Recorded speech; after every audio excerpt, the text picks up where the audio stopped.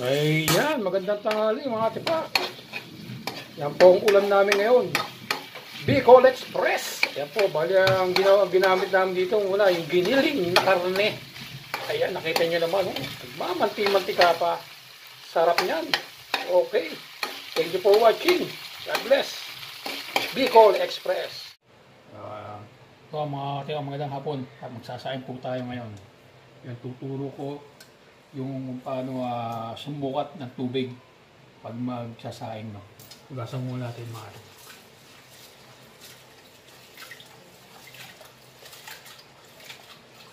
Ugasan muna natin ang ating bigas.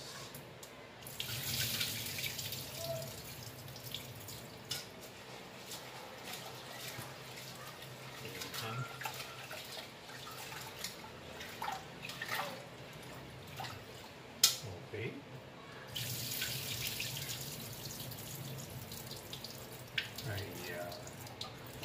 Then, ito, pagkatapos mahugasan, yung sukat niya ay dito po, mga tipa, sa guhit ng mga palad na yan, mga daliri. Ang tubig niyan, ito po. Tignan natin.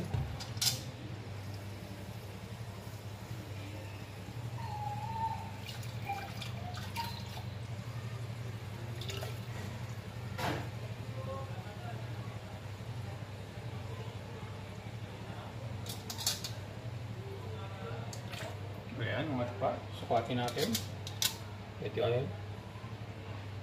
Ayun. Kulang pa. Ayan po yung ating tubig.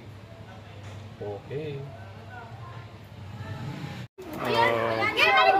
Ayan mga tipa, ayan po ang mga bata dito sa naglalaro-laro ang patintero. Ayan. Nakakamiss naman ang pagkabata. Naalala ko tuloy na kami ay naglalaro niya ng patintero. Ayan po. Ngayon, sa ngayon, dati tubig ang gamit. Ngayon, ang gamit nila, chok na lang. Oh. Ayan, chok na.